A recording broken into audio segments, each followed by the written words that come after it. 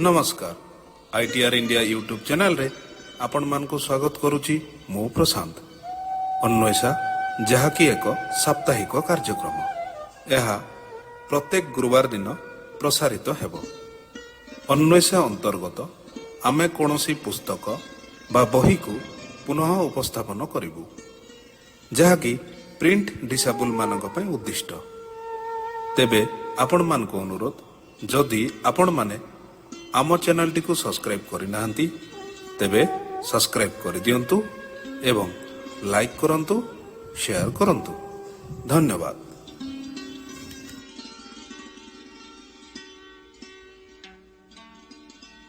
नमस्कार IT year आसंतु पढ़िबा प्रज्वलित मन जार लेखक एपीजे अब्दुल कलाम विषय तृतीय दूरदृष्टि संपन्न शिक्षक एवं वैज्ञानिक।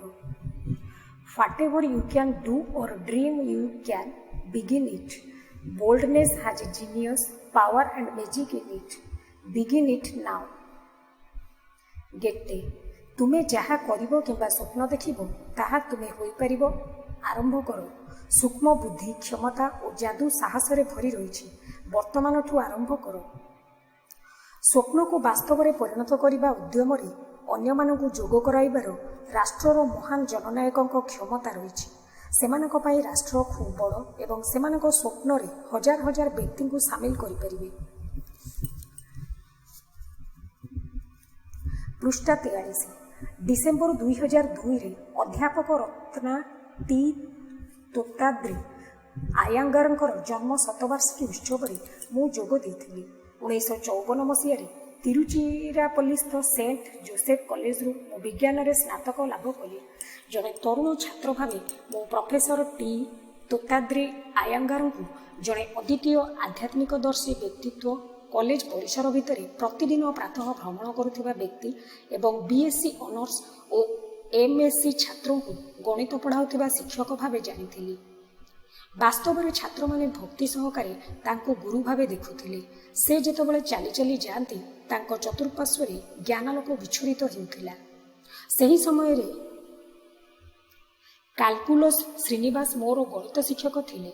प्रोफेसर तोताद्री संबंध में अति सम्मान सह से कथबार्ता करती और प्रथम वर्ष बीएससी ऑनर्स एवं बीएससी पदार्थ विज्ञान क्लास गुड़िक को समन्वित करिवार व्यवस्था करती एवं प्रोफेसर तोताद्री से समन्वित क्लास रे पढ़ाती। तांकर एभली केतेक क्लास रे विशेषकर आधुनिक बीजगणित और परिसंख्यान विषय वस्तु उपरे जोग देवार सुजोग मु पाइथिली। आमे प्रथम वर्ष बीएससी पढ़ुथिबा समय रे काल्कुलस श्रीनिवास प्रथम 10 जन मेधावी छात्रों को सेंट जोसेफ मैथमेटिक्स क्लब सदस्य भाव मनोनीत करथिले, जेउठारे प्रोफेसर तोताद्री क्रमागत वक्तृता प्रदान करती।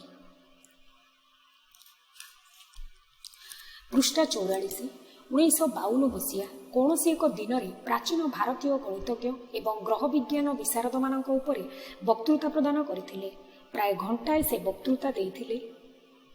सही वक्तृता ए पर्यंत मो कान प्रतिध्वनित हेउछि।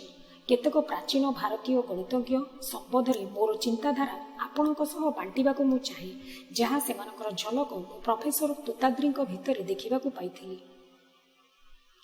476 ख्रीष्टाब्द आर्यभट्ट कुसुमपुरा वर्तमान पाटना कहुछि ब्राकेट रे जन्मग्रहण करथिले एवं से जड़े ग्रह विज्ञान विशारद और गणितज्ञ थिले। से समय गणित शास्त्र विद्यारे से केन्द्रबिंदु भावे प्रतिष्ठा लाभ करथिले। तांकु जेतबेले मात्र 23 वर्ष बयस होइतिला 2 खंडरे विभाजित आर्यभात्यम पुस्तक रचना करथिले। गणित बीजगणित और त्रिकोणमिति एवं ज्योतिर्विद्यार विषय वस्तु एथिरे अंतर्भुक्त होइतिला। एक त्रिभुज और गोटे वृत्त क्षेत्र में से सूत्र बाहर करथिले एवं गोलक ब्राकेट स्पीयर और पिरामिड्र परिमाण बाहर करने उद्यम करथिले। गोटे वृत्तर परिधि सर्कुमफेरेन्स और व्यास डायमीटर अनुपात रेटियो भावे 3.1416 भैल्यू रे पहुंची पीआई रो आसन्न फल बाहर करिवार से प्रथम व्यक्ति थिले। एही महान ग्रह विज्ञान विशारदों स्मरणार्थे भारत 1975 मसीह पठाइथिबा निजर प्रथम उपग्रहर नामकरण आर्यभट्ट करथिला। ପୃଷ୍ଠା 45। ହର୍ଷଙ୍କ ରାଜତ୍ୱ କାଳରେ ରାଜସ୍ଥାନ ବିଲ୍ଲମାଳାରେ 598 ଖ୍ରୀଷ୍ଟାବ୍ଦରେ ବ୍ରହ୍ମଗୁପ୍ତ ଜନ୍ମଗ୍ରହଣ କରିଥିଲେ। 30 ବର୍ଷ ବୟସରେ ସେ ବ୍ରହ୍ମ ସ୍ଫୁଟ ସିଦ୍ଧାନ୍ତ ପୁସ୍ତକ ରଚନା କରିଥିଲେ। ଗଣିତ ଜ୍ୟୋତିଷ କାର୍ଯ୍ୟକୁ ସେ ଅଧିକ ଆଗେଇ ନେଇଥିଲେ। କ୍ରମବୃଦ୍ଧି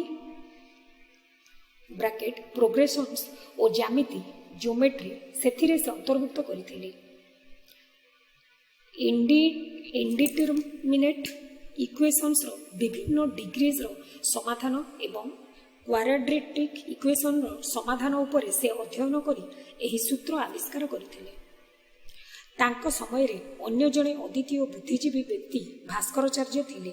ବର୍ତ୍ତମାନ କର୍ଣ୍ଣାଟକ ଓ ମହାରାଷ୍ଟ୍ର ସୀମା ନିକଟବର୍ତ୍ତୀ ଫିଜାଲାବାଦରେ ସେ 1114 ଖ୍ରୀଷ୍ଟାବ୍ଦରେ ଜନ୍ମଗ୍ରହଣ କରିଥିଲେ। 4 ଅଧ୍ୟାୟ ବିଶିଷ୍ଟ ବିଖ୍ୟାତ ସିଦ୍ଧାନ୍ତ ଶିରୋମଣିରେ ସେ ରଚନା କରିଥିଲେ।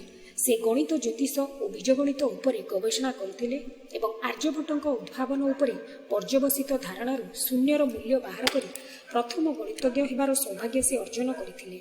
ତାଙ୍କ ସମ୍ମାନାର୍ଥେ ଇସ୍ରୋର ଦ୍ୱିତୀୟ ଉପଗ୍ରହଗୁଡ଼ିକର ନାମକରଣ ଭାସ୍କର 1 ଏବଂ 2 1979 ଓ 1981 କରାଯାଇଥିଲା। ଏହି 3 ଜଣ ଭାରତୀୟ ଗଣିତଜ୍ଞମାନଙ୍କର ଅବଦାନକୁ ଲକ୍ଷ୍ୟ କରି ଆଲବର୍ଟ ଆଇନଷ୍ଟାଇନ ମନ୍ତବ୍ୟ ଦେଇ କହିଥିଲେ, ଭାରତୀୟମାନଙ୍କଠାରେ ଆମେ ବହୁ ପରିମାଣରେ ଋଣୀ। ପୃଷ୍ଠା 46। ଯେଉଁମାନେ ଆମକୁ କିପରି ଗଣନା କରାଯାଏ ଶିଖାଇଥିଲେ, ତାହା ହୋଇନଥିଲେ ମୂଲ୍ୟବାନ ବୈଜ୍ଞାନିକ ଆବିଷ୍କାର ହୋଇପାରିନଥାନ୍ତା। ତାପରେ ସର୍ବଶ୍ରେଷ୍ଠ ମେଧାଶକ୍ତି ସମ୍ପନ୍ନ ଏବଂ ଆଦୃତ ବ୍ୟକ୍ତି ଯାହାଙ୍କୁ ଏବେ ସୁଦ୍ଧା ଆମେ ଭୁଲି ଯାଇନାହୁଁ, ଶ୍ରୀନିବାସ ରାମାନୁଜନ ମୋ ମନ ଆକାଶରେ ଉଦ୍ଭାସିତ ହୋଇଉଠିଲେ। ସେ ମାତ୍ର 33 ବର୍ଷ ବଞ୍ଚିଥିଲେ, 1887-1920, ଏବଂ ତାଙ୍କର କୌଣସି ଆନୁଷ୍ଠାନିକ ଶିକ୍ଷା ନଥିଲା କିମ୍ବା ରୋଜଗାରର ପନ୍ଥା ନଥିଲା। ତଥାପି ତାଙ୍କର ଅସରନ୍ତି ଉତ୍ସାହ ଓ ପ୍ରେମ ଗାଣିତିକ ଗବେଷଣା ଉପରେ ମହାନ ଅବଦାନ କରିବାକୁ ସକ୍ଷମ ହୋଇଥିଲା ଏବଂ ତାଙ୍କର କେତେକ ଅବଦାନ କଣ୍ଟ୍ରିବ୍ୟୁସନ୍ସ ଉପରେ ଏବେ ମଧ୍ୟ ଗୁରୁତ୍ୱର ଅଧ୍ୟୟନ କରାଯାଉଛି। ତାଙ୍କର ସଂଗଠିତ ପ୍ରମାଣକୁ ସତ୍ୟ ପ୍ରମାଣିତ କରିବା ପାଇଁ କେତେକ ଗଣିତଜ୍ଞ ନିୟୋଜିତ ହୋଇଛନ୍ତି। ରାମାନୁଜନ ଜଣେ ବିଚକ୍ଷଣ ଜ୍ଞାନସମ୍ପନ୍ନ ଅଦ୍ୱିତୀୟ ଭାରତୀୟ ଥିଲେ, ଯିଏ କ୍ୟାମ୍ବ୍ରିଜ ବିଶ୍ୱବିଦ୍ୟାଳୟର ଟ୍ରିନିଟି କଲେଜର ରୁକ୍ଷ ରିଗୋରସ୍ ଗଣିତଜ୍ଞ ପ୍ରଫେସର G.H. ହାର୍ଡିଙ୍କର ହୃଦୟକୁ ତରଳାଇ ଦେଇଥିଲେ। ବାସ୍ତବରେ କହିଲେ ଅତିରଞ୍ଜିତ ହେବ ନାହିଁ ଯେ ହାର୍ଡି ହିଁ ରାମାନୁଜନଙ୍କୁ ବିଶ୍ୱ ପାଇଁ ଆବିଷ୍କାର କରିଥିଲେ। ଆମର ବିଦ୍ୟାଳୟଗୁଡ଼ିକରେ ଆମର ବିଖ୍ୟାତ ବୈଜ୍ଞାନିକଗଣ ଆଉ ଜଣେ ରାମାନୁଜନଙ୍କୁ କାହିଁକି ଠାବ କରୁନାହାନ୍ତି? ହେ ମୋର ବନ୍ଧୁଗଣ, ପୃଥକୀକରଣ ନ କରି ପ୍ରତ୍ୟେକ କ୍ଷେତ୍ରକୁ ସମନ୍ୱିତ କରି ତାର ବୃଦ୍ଧି ଆପଣମାନେ କାହିଁକି କରୁନାହାନ୍ତି? ପୃଷ୍ଠା 47।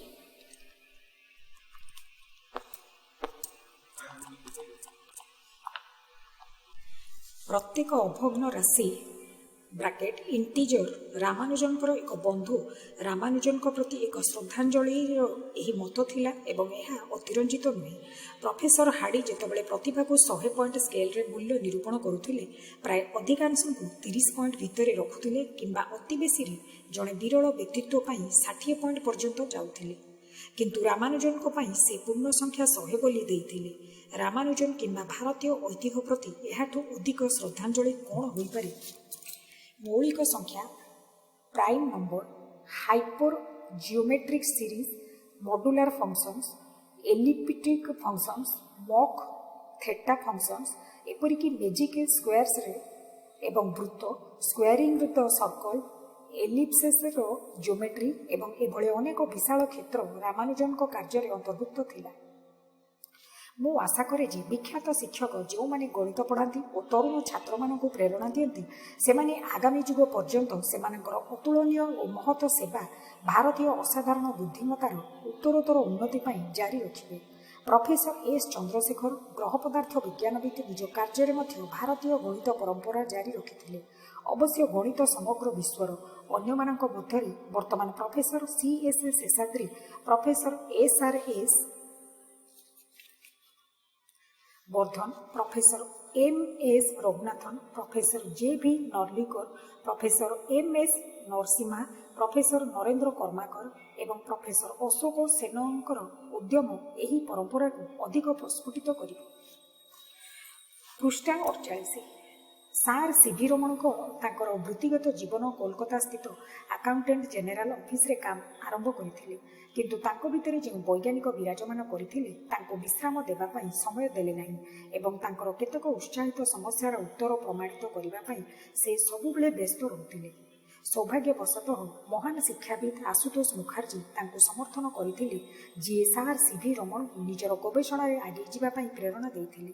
ଏଠାରେ ଉଲ୍ଲେଖନୀୟ ଯେ ତାଙ୍କର ଆବିଷ୍କୃତ ରମଣ ଇଫେକ୍ଟ, ଯାହାଫଳରେ ତାଙ୍କୁ ନୋବେଲ ପୁରସ୍କାର ମିଳିଥିଲା, ତାହା ବହୁ ବ୍ୟୟରେ ପ୍ରତିଷ୍ଠିତ ବିରାଟ ଅନୁଷ୍ଠାନରୁ ଆସିନଥିଲା, ବରଂ ଭାରତୀୟ ଉତ୍କର୍ଷତା ପରିପୂର୍ଣ୍ଣ ମନଗୁଡ଼ିକକୁ ବିଶ୍ୱ ଦରବାରରେ ପ୍ରତିଷ୍ଠା ଲାଭ କରିବାର ପ୍ରେରଣା ଭିତରୁ ଯେ ଏହା ଆସିଥିଲା ବୋଲି ମୁଁ ବିଶ୍ୱାସ କରେ। ସେହିଭଳି କୃଷ୍ଣଗର୍ଭ ଉପରେ ଗବେଷଣା ପ୍ରଫେସର ଏସ୍ ଚନ୍ଦ୍ରଶେଖରଙ୍କୁ ନୋବେଲ ପୁରସ୍କାରରେ ଭୂଷିତ କରିଥିଲା। କାମେଶ୍ୱର ସି ୱାଲିଙ୍କ ଦ୍ୱାରା ରଚିତ ଚନ୍ଦ୍ରା ଜୀବନୀ ପୁସ୍ତକରୁ କେତେକ ଉତ୍ସାହପୂର୍ଣ୍ଣ ମନ୍ତବ୍ୟ ମିଳିଥାଏ। କେତେକାଂଶରେ ସ୍ୱାଧୀନତା ସଂଗ୍ରାମ ଦ୍ୱାରା ପ୍ରଭାବିତ ଭାରତର ବିଜ୍ଞାନ, କଳା ଓ ସାହିତ୍ୟର ସୁବର୍ଣ୍ଣ ଯୁଗ ଭିତରେ ଚନ୍ଦ୍ରଶେଖର ବଢ଼ିଥିଲେ ବୋଲି ଏଥିରେ ଦର୍ଶାଯାଇଛି। ସାର୍ ଜଗଦୀଶ ଚନ୍ଦ୍ର ବୋଷ, ସିଭି ରମଣ, ମେଘନାଦ ସାହା, ଶ୍ରୀନିବାସ ରାମାନୁଜନ ଏବଂ ରବୀନ୍ଦ୍ରନାଥ ଠାକୁର ବୈଜ୍ଞାନିକ ଓ ରଚନାତ୍ମକ ଉଦ୍ୟମ ଦ୍ୱାରା ପଣ୍ଡିତ ଜବାହରଲାଲ ନେହେରୁ, ମହାତ୍ମା ଗାନ୍ଧୀ ଓ ଅନ୍ୟାନ୍ୟ ଅନେକ ମନୀଷୀମାନଙ୍କ ସହ ଜାତୀୟ ନେତା ହୋଇପାରିଥିଲେ। ବୋଧହୁଏ ସେମାନଙ୍କର ମହାନ ସଫଳତା ଏକ ସୃଜନ ଶକ୍ତିର ବାତାବରଣ ସୃଷ୍ଟି କରିଥିଲା। ପୃଷ୍ଠା 49। ଯାହା ବି ହୋଇଥାଉ, ଏଠାରେ ଉଲ୍ଲେଖନୀୟ ଯାହା ଚନ୍ଦ୍ରଶେଖର କହିଥିଲେ, ଆଧୁନିକ ଯୁଗ ପୂର୍ବରୁ 1910 ଆନ୍ତର୍ଜାତିକ ଖ୍ୟାତିସମ୍ପନ୍ନ ବୈଜ୍ଞାନିକ ଭାରତରେ ନଥିଲେ। 1920ରୁ 1925 ଭିତରେ 5 କିମ୍ବା 6 ଜଣ ଆନ୍ତର୍ଜାତିକ ଖ୍ୟାତିସମ୍ପନ୍ନ ଭାରତୀୟଙ୍କୁ ହଠାତ୍ ପାଇଲୁ। ଜାତୀୟ ଆନ୍ଦୋଳନ ସମୟରେ ଯୁବ ସମ୍ପ୍ରଦାୟ ଭିତରେ ଆତ୍ମପ୍ରକାଶର ଆବଶ୍ୟକତା ଏକ ମୁଖ୍ୟ ପ୍ରେରଣାର ଉତ୍ସ ହୋଇଥିଲା। ସେହି ଅସାଧାରଣ ଜାଗତିକ ଅବସ୍ଥା ସହ ମୁଁ ନିଜେ ଅଙ୍ଗାଅଙ୍ଗୀ ଭାବେ ଜଡ଼ିତ ହୋଇଥିଲି। ନିଜକୁ ସ୍ୱୀକାର କରିବା ଏହା ଜାତୀୟ ସଂଗ୍ରାମର ଅଂଶ ହୋଇଥିଲା। ଭାରତ ଏକ ବିଦେଶୀ ଶାସିତ ରାଷ୍ଟ୍ର ଥିଲା, କିନ୍ତୁ ବିଶେଷ କରି ବିଜ୍ଞାନରେ ସେମାନଙ୍କ ରାଜତ୍ୱ ଭିତରେ ପାଶ୍ଚାତ୍ୟ ରାଷ୍ଟ୍ରଗୁଡ଼ିକକୁ ଆମେ ଦେଖାଇଦେଲୁ ଯେ ଆମେ ସେମାନଙ୍କ ସହ ସମାନ। ଏଠାରେ 1969 ମସିହାରେ ତରୁଣ ସ୍ନାତକମାନଙ୍କୁ ଉଦ୍ବୋଧନ ଦେଇ ସାର୍ ସିଭି ରମଣ ଯାହା କହିଥିଲେ, ଏଠାରେ ଉଦ୍ଧୃତ କରିବାକୁ ମୁଁ ଚାହେଁ। ମୋ ସମ୍ମୁଖରେ ସମବେତ ତରୁଣ ଓ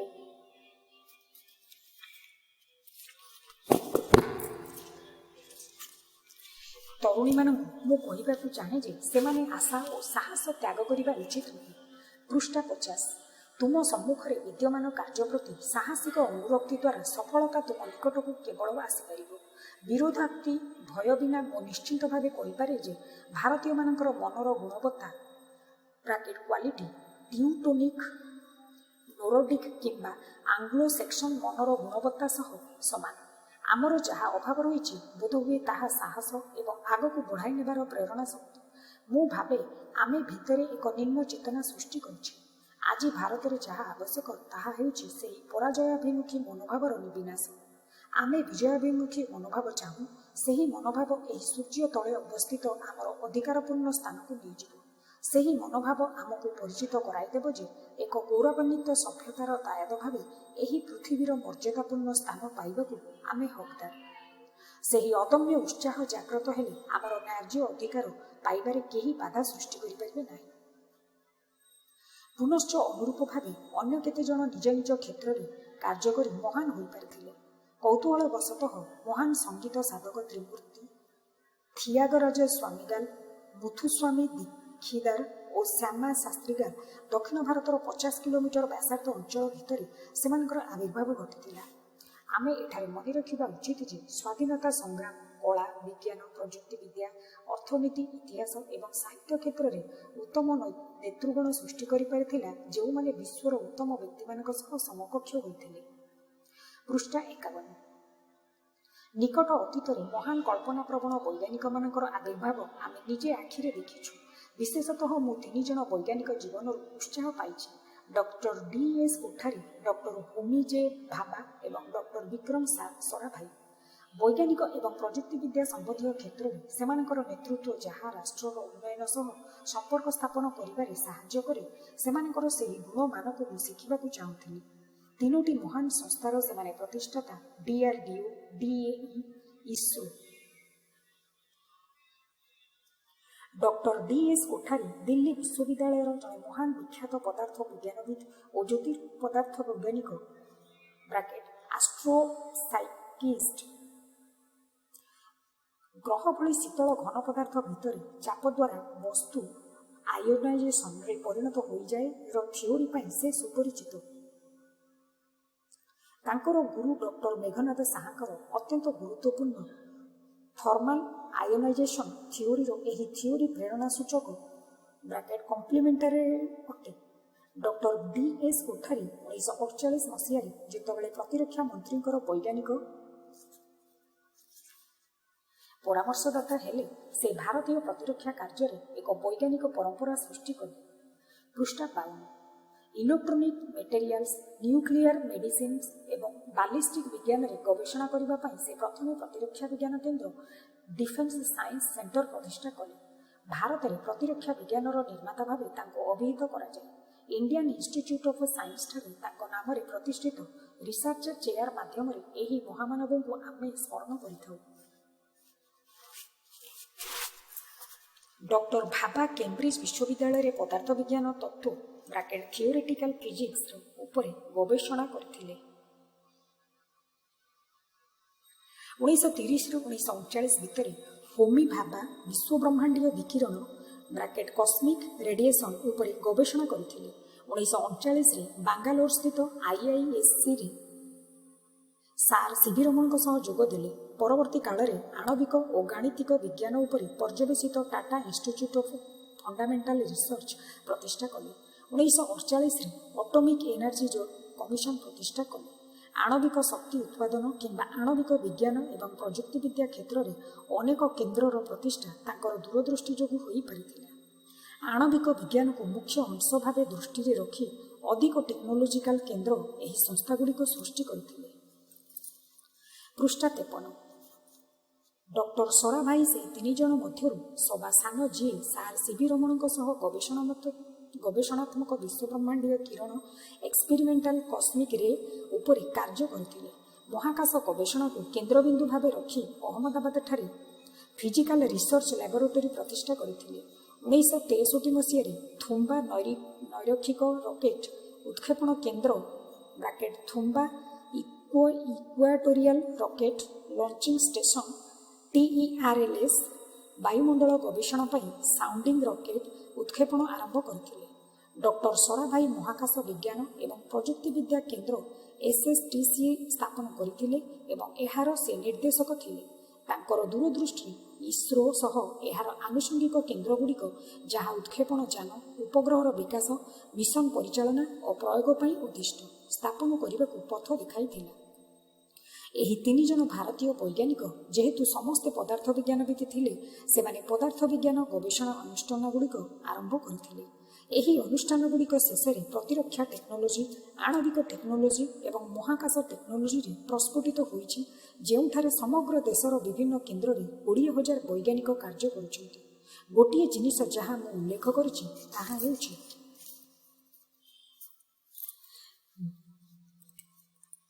ପୃଷ୍ଠା 54 ଯେ ଏହି 3 ଜଣ ବିଜ୍ଞାନ ରାଷ୍ଟ୍ର ପାଇଁ କ'ଣ କରିପାରିବ ତାର ଗୁରୁତ୍ୱ ରାଜନୈତିକ ନେତୃଗଣଙ୍କୁ ବୁଝାଇ ଦେଇଥିଲେ।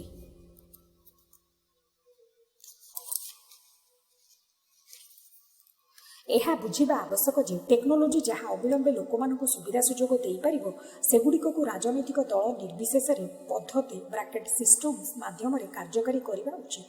ଅନ୍ୟ ଏକ ଗୁରୁତ୍ୱପୂର୍ଣ୍ଣ ବାର୍ତ୍ତା ଏହି 3 ଜଣ ବୈଜ୍ଞାନିକ ଦେଇଥିଲେ ଯେ ମୌଳିକ ବିଜ୍ଞାନ ପ୍ରଯୁକ୍ତିବିଦ୍ୟାର ଅଭିବୃଦ୍ଧି ଏବଂ ବିଜ୍ଞାନରେ ନୂତନ ନେତୃତ୍ୱ ସୃଷ୍ଟି କରିବା ପାଇଁ ମୁଖ୍ୟ ଭୂମିକା ଗ୍ରହଣ କରିଥାଏ। ଏକ ସମନ୍ୱିତ ପଥରେ ବିଜ୍ଞାନ ଓ ପ୍ରଯୁକ୍ତିବିଦ୍ୟାକୁ ସମ୍ମାନ ଦେବା ପାଇଁ ଯେଉଁ ନେତୃତ୍ୱର ପ୍ରମାଣିତ ଗୁଣଗୁଡ଼ିକ ରହିଛି, ସେମାନଙ୍କଠାରୁ ଆମେ ଶିଖିବା ଉଚିତ। 1962 ମସିହାରେ ଡକ୍ଟର ସରାଭାଇ ଓ ଡକ୍ଟର ଭାବା ନୈରକ୍ଷିକ ଅଞ୍ଚଳରେ ଇକ୍ୱେଟୋରିଆଲ ରିଜନ ମହାକାଶ ଗବେଷଣା ଷ୍ଟେସନ ସ୍ଥାପନ ପାଇଁ ସ୍ଥାନ ଖୋଜୁଥିଲେ।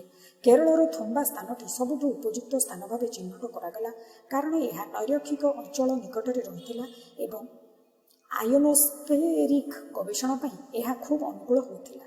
ସେହି ଅଞ୍ଚଳରେ ହଜାର ହଜାର ମତ୍ସ୍ୟଜୀବୀ ଗାଁ ଗୁଡ଼ିକରେ ବାସ କରୁଥିଲେ।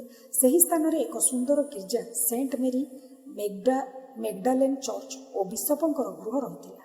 ତେଣୁ ସେଠିକାର ଜମି ଅଧିଗ୍ରହଣ କାର୍ଯ୍ୟ ଆଗେଇ ପାରିଲା ନାହିଁ।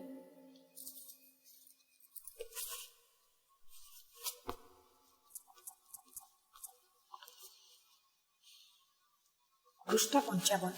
ଡକ୍ଟର ସରାଭାଇ ମହାମହିମ ରେଭେରେଣ୍ଡ ଡକ୍ଟର ପିଟର ବର୍ନାର୍ଡ ପେରେଇରା ବିଶପଙ୍କୁ ଶନିବାର ଦିନ ସାକ୍ଷାତ କଲେ ଏବଂ ସମ୍ପତ୍ତି ହସ୍ତାନ୍ତର ପାଇଁ ତାଙ୍କୁ ସେ ଅନୁରୋଧ କଲେ। ବିଶପ ହସିଲେ ଓ ପରଦିନ ତାଙ୍କୁ ସାକ୍ଷାତ କରିବାକୁ କହିଲେ।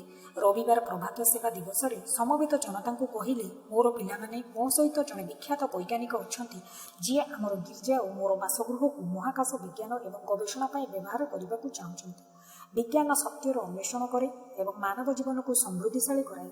ଧର୍ମର ଉଚ୍ଚତର ସୋପାନ ହିଁ ଆଧ୍ୟାତ୍ମିକତା। ଆଧ୍ୟାତ୍ମିକ ପ୍ରଚାରକମାନେ ମାନବ ମନରେ ଶାନ୍ତି ପ୍ରଦାନ ପାଇଁ ସର୍ବଶକ୍ତିମାନ ଈଶ୍ୱରଙ୍କଠାରେ ପ୍ରାର୍ଥନା କରନ୍ତି। ସଂକ୍ଷେପରେ ବିକ୍ରମ ଓ ମୁଁ ଯାହା କରୁଛୁ ତାହା ଏକ ଉଭୟ ବିଜ୍ଞାନ ଓ ଆଧ୍ୟାତ୍ମିକତା ମାନବ ମନ ଓ ଶରୀରରେ ସମୃଦ୍ଧି ପାଇଁ ବିଶ୍ୱନିୟନ୍ତାଙ୍କ ନିକଟରୁ ଆଶୀର୍ବାଦ କାମନା କରେ। ପିଲାମାନେ, ଈଶ୍ୱରଙ୍କର ବାସସ୍ଥଳୀକୁ ବୈଜ୍ଞାନିକ ମିଶନ ପାଇଁ ଆମେ ଦାନ କରିପାରିବେ କି? କିୟତ ସମୟ ନୀରବତା ରାଜତ୍ୱ କରିଲା ଏବଂ ପରେ ସମବେତ ଜନତାଙ୍କ ହୃଦୟରୁ ଝରି ପଡ଼ିଲା ଆମେନ୍, ଯାହା ସମଗ୍ର ଗିର୍ଜାକୁ ପ୍ରତିଧ୍ୱନିତ କଲା। ବାସ୍ତବରେ 1963ରୁ 1971 ମସିହା ପର୍ଯ୍ୟନ୍ତ ଡକ୍ଟର ସରାଭାଇଙ୍କ ସହିତ କାର୍ଯ୍ୟ କରିବା ଏକ ମହାନ ଅନୁଭୂତି ହୋଇଥିଲା। ତିରୁବନନ୍ତପୁରମ୍ ମହାକାଶ କେନ୍ଦ୍ରରେ କମ୍ପୋଜିଟ୍ ଟେକ୍ନୋଲୋଜି ବିସ୍ଫୋରଣ ପଦ୍ଧତି ଏକ୍ସପ୍ଲୋସିଭ୍ ସିଷ୍ଟମ ଏବଂ ରକେଟ୍ ଇଞ୍ଜିନିୟରିଂ ସିଷ୍ଟମ କାର୍ଯ୍ୟରେ ଜଣେ ତରୁଣ ଇଞ୍ଜିନିୟର ଭାବେ କାର୍ଯ୍ୟ କରି ମୁଁ ତାଙ୍କ ନେତୃତ୍ୱରୁ ପର୍ଯ୍ୟାପ୍ତ ଶକ୍ତି ଲାଭ କରିଥିଲି। ପୃଷ୍ଠା 56। ଯେତେବେଳେ ସମଗ୍ର ରାଷ୍ଟ୍ର ଟେକ୍ନୋଲୋଜି କ୍ଷେତ୍ରରେ ଶିଶୁ ଅବସ୍ଥାରେ ଥିଲା, ସେତେବେଳେ ଡକ୍ଟର ସରାଭାଇ ଆମ ନିଜର ଉପଗ୍ରହ ଉତ୍କ୍ଷେପଣ ଯାନର ବିକାଶ କରିବାକୁ ସ୍ୱପ୍ନ ଦେଖୁଥିଲେ। ଭାରତ ନିଜ ଭୂମିରୁ ସନ୍ ସିନୋକ୍ରୋନସ୍ ଅର୍ବିଟ୍ରୁ ରିମୋଟ୍ ସେନ୍ସିଂ ଉପଗ୍ରହ ଏବଂ ଦୂରସଞ୍ଚାର ଉପଗ୍ରହ ଜିଓସେରାଟନସ୍ ଅର୍ବିଟ୍ରୁ ଉତ୍କ୍ଷେପଣ କରିବା ପାଇଁ ଏଗୁଡ଼ିକ ବ୍ୟବହାର କରାଯାଇପାରିବ। ଆଜି ଜିଓ ସିନୋକ୍ରୋନସ୍ ଲଞ୍ଚ ଭେହିକିଲ୍ GSLV ଉତ୍କ୍ଷେପଣ ମାଧ୍ୟମରେ ତାଙ୍କର ସ୍ୱପ୍ନ ସାକାର ହୋଇପାରିଛି। ଇସ୍ରୋ, IRS ଏବଂ INSAT ପଦ୍ଧତିକୁ କାର୍ଯ୍ୟକ୍ଷମ କରି ମହାକାଶର ସୁବିଧା ସୁଯୋଗ ସାଧାରଣ ଲୋକଙ୍କ ପାଖରେ ପହଞ୍ଚାଇ ପାରିଛି।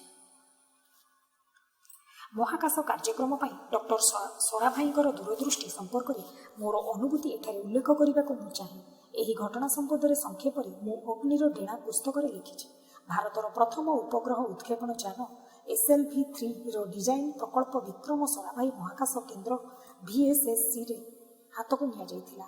ରକେଟର ପ୍ରତ୍ୟେକ ସୋପାନର ଡିଜାଇନ, ହିଟ୍ ସିଲ୍ଡ ଏବଂ ପଥ ପ୍ରଦର୍ଶନ ପଦ୍ଧତି ଗାଇଡାନ୍ସ ସିଷ୍ଟମର କାର୍ଯ୍ୟ ମନୋନୀତ ପ୍ରକଳ୍ପ ଦଳପତିମାନଙ୍କୁ ସମର୍ପି ଦିଆଯାଇଥିଲା।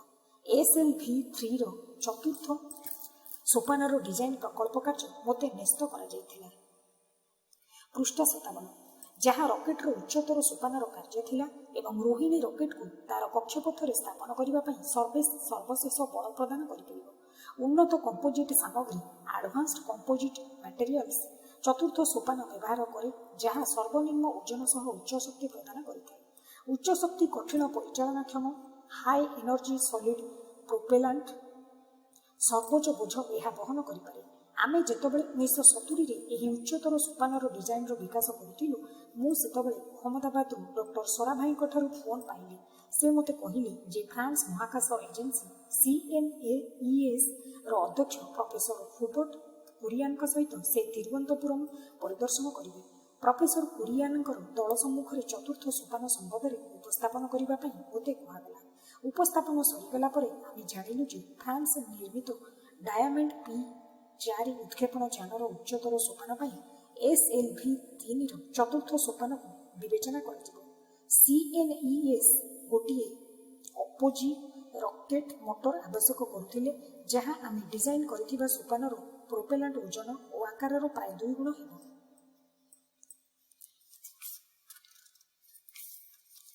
ପୃଷ୍ଠା 58।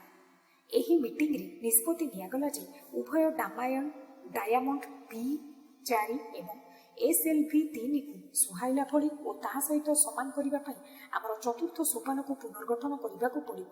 ମୁଁ ଏଠାରେ ଏହି ଘଟଣାକୁ ଅବତାରଣା କରୁଛି କାରଣ ଏହି ନିଷ୍ପତ୍ତି ନେବା ସମୟରେ ଆମେ ନିଜେ ଡିଜାଇନ ସ୍ତରରେ ଥିଲୁ। ଡକ୍ଟର ସରାଭାଇଙ୍କର ଭାରତୀୟ ବୈଜ୍ଞାନିକ ସମାଜ ପ୍ରତି ଏହା ଥିଲା ବିଶ୍ୱାସ। SLV-3ର ଅନ୍ୟ ସୋପାନଗୁଡ଼ିକ ଆଗରୁ ଏହି ଚତୁର୍ଥ ସୋପାନ ଉପରେ ବିକାଶ କାର୍ଯ୍ୟ ଆରମ୍ଭ ହେଲା। ଆମର ଉତ୍ସାହ ବଢ଼ିବା ସହ କାର୍ଯ୍ୟ ପୂର୍ଣ୍ଣମାତ୍ରାରେ ଆଗେଇଲା। ଦୁଇ ଟିମ୍ ମଧ୍ୟରେ କ୍ରମାଗତ ଭାବେ ସମୀକ୍ଷା ଚାଲିଲା ଏବଂ ଡ୍ରଇଂ ବୋର୍ଡରୁ ବିକାଶ ସ୍ତରରେ ଚତୁର୍ଥ ସୋପାନ କାର୍ଯ୍ୟ ପହଞ୍ଚିଲା। ଦୁର୍ଭାଗ୍ୟବଶତଃ 1971ରେ ଡକ୍ଟର ସରାଭାଇଙ୍କର ନିଧନ ହେଲା ଏବଂ ସେହି ସମୟରେ ଫ୍ରାନ୍ସ ସରକାର ଡାୟମଣ୍ଡ P4 କାର୍ଯ୍ୟକ୍ରମ ବାତିଲ କରିଦେଲେ। ଚତୁର୍ଥ ସୋପାନ ବିକଶିତ ହେବା ପରେ ଏବଂ ଅନେକ ପରୀକ୍ଷଣ କ୍ରମାଗତ ଭାବେ ହେଉଥିବା ସମୟରେ ଏକ ନୂଆ ଆବଶ୍ୟକତା ଦୂର ଦିଗ୍ବଳୟରେ ଦେଖାଦେଲା। ଭାରତ ଏକ ଛୋଟ ଦୂରସଞ୍ଚାର ଉପଗ୍ରହ ନିର୍ମାଣ କରିବ ଯାହା ୟୁରୋପୀୟ ଏରିଆନେ ଉତ୍କ୍ଷେପଣ ଯାନ ଦ୍ୱାରା ଉତ୍କ୍ଷେପିତ ହେବ। Apple Ariane passenger payload experiment ଦୂରସଞ୍ଚାର ଉପଗ୍ରହ ପାଇଁ SLV-3 ଚତୁର୍ଥ ସୋପାନ ଉପଯୁକ୍ତ ବୋଲି ପ୍ରମାଣିତ ହେଲା ଏବଂ ଫ୍ରେଞ୍ଚ ଗୁୟାନାର କୋରୁ ଠାରୁ 1981ରେ ଏରିଆନେ ଉତ୍କ୍ଷେପଣର ପେ ଲୋଡରରେ ଏହା ଅନ୍ତର୍ଭୁକ୍ତ ହେଲା। ପୃଷ୍ଠା 69। ଡକ୍ଟର ବିକ୍ରମ ସରାଭାଇଙ୍କ ଦ୍ୱାରା 1970ରେ ଯେଉଁ ପରିକଳ୍ପନାର ବୀଜ ବପନ କରାଯାଇଥିଲା ତାହା ବାସ୍ତବରେ ସାକାର ହେଲା ସେହିଦିନ ଯେବେ ଜିଓ ଷ୍ଟେସନାରୀ କକ୍ଷରେ ଆପଲକୁ ସ୍ଥାପନ କରାଗଲା ଏବଂ ପୃଥିବୀର କେନ୍ଦ୍ରଗୁଡ଼ିକ ସହ ଯୋଗାଯୋଗ ସ୍ଥାପନ କରିବା ଆରମ୍ଭ କଲା। ଆପଲର ସଫଳତା ପ୍ରମାଣିତ କଲା ଯେ ସମର୍ପିତ ବୈଜ୍ଞାନିକ ସମର୍ଥ ସହିତ ଦୂରଦୃଷ୍ଟି ନିଜର ଲକ୍ଷ୍ୟ ହାସଲ କରିପାରିବ। ଦେଶର ରକେଟ ପ୍ରଯୁକ୍ତିବିଦ୍ୟାବିତ୍ମାନଙ୍କ ପାଇଁ ଏହି ସଫଳତା ଏକ ଅଦ୍ଭୁତ ପ୍ରେରଣା ହୋଇଥିଲା। ସେହି ଦୂରଦୃଷ୍ଟି ସମ୍ପନ୍ନ ବ୍ୟକ୍ତି ଆଜି ଆମ ଗହଣରେ ନାହାନ୍ତି ସତ, କିନ୍ତୁ ତାଙ୍କର ଦୂରଦୃଷ୍ଟି ଆଜି ସାକାର ହୋଇଛି। ଡକ୍ଟର ସରାଭାଇଙ୍କର ସ୍ୱପ୍ନକୁ ପ୍ରଫେସର ସତୀଶ ଧାବନ ବାସ୍ତବତାର ରୂପ ଦେଇଥିଲେ। 1972ରେ ଇସ୍ରୋର ଦାୟିତ୍ୱ ନେବା ପରେ ପ୍ରଫେସର ଧାବନ ମହାକାଶ ପାର୍ଶ୍ୱଚିତ୍ର ପ୍ରୋଫାଇଲ ସହ ଇସ୍ରୋର ପୁନର୍ଗଠନ ଓ ପ୍ରତିପାଳନ କଲେ ଏବଂ ତାଙ୍କର କାର୍ଯ୍ୟ ଅନେକ ତାତ୍ପର୍ଯ୍ୟପୂର୍ଣ୍ଣ ସମ୍ପାଦନ ଆଣିଥିଲା ଏବଂ ଅନେକ ରିମୋଟ ସେନ୍ସିଂ ଓ ଦୂରସଞ୍ଚାର ଉପଗ୍ରହଗୁଡ଼ିକରୁ ସୁବିଧା ମିଳିଥିଲା। ପୋଲାର ଉପଗ୍ରହ ଉତ୍କ୍ଷେପଣ ଯାନ ଭାରତ ଓ ଅନ୍ୟ ରାଷ୍ଟ୍ର ପାଇଁ ବହୁମୁଖୀ ଉପଗ୍ରହ ଉତ୍କ୍ଷେପଣ କରିବାର କାର୍ଯ୍ୟ ସମ୍ପାଦନ କରିଥିଲା ଏବଂ ସେଗୁଡ଼ିକୁ ଗୋଟିଏ ମାତ୍ର ମିଶନରେ ବିଭିନ୍ନ କକ୍ଷରେ ସ୍ଥାପନ କରିଥିଲା।